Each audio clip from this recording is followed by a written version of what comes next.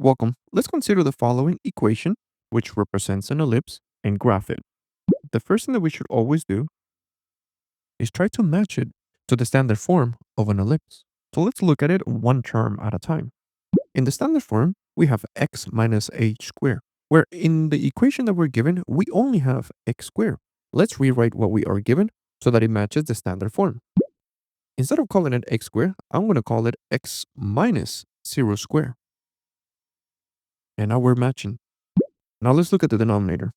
We have a squared. In this case, we have 49. And is it possible for me to get 49 and represent it as some number raised to the second? And there is. 7 raised to the second is equals to 49. So instead of writing 49, I'm going to write it as 7 to the second. So now let's move to the next term. On the y, we have the same scenario. We're being given y squared, but we want to write it as y minus something squared. Let me just rewrite it as y minus 0 squared. And when I look at the denominator, I have 169. So can we represent 169 as some number raised to the second? And there is. That is 13. So let's rewrite the denominator as 13 squared. And the right-hand side, let's just write it as 1. Now that we have rewritten our equation in standard form, now we can identify the pieces of information that we need to graph this ellipse. Because what we need, it is the center of the ellipse, the length of A, which is half the length of the major axis, and the length of B, which is half the length of the minor axis.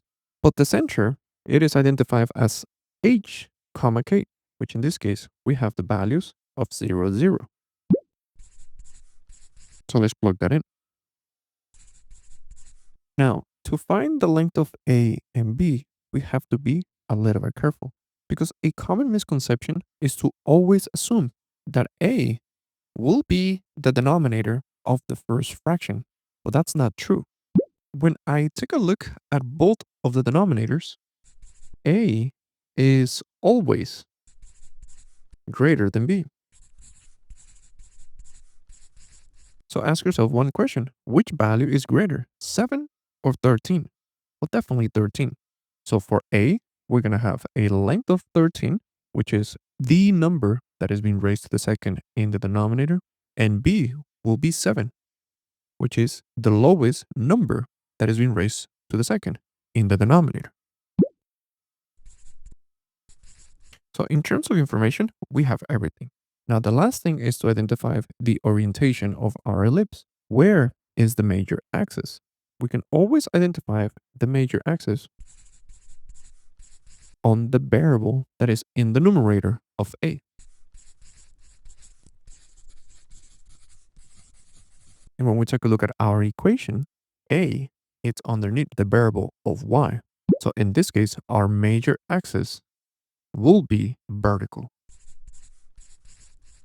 And now we are done. Because from the center, if we go 13 units up, which I'm going to say it's somewhere around here, and we go 13 units down, which I'm going to say it's somewhere around here, we are going to get the location of the points of the major axis. And from the center, if we go 7 units along the x-axis or the minor axis, let's say it's somewhere around here at 7, 0, and 7 units to the other side as the minor axis as well,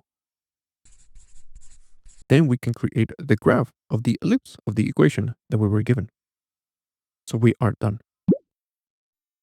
Hello. If you would like to continue learning about mathematics, you can check out the videos on the left.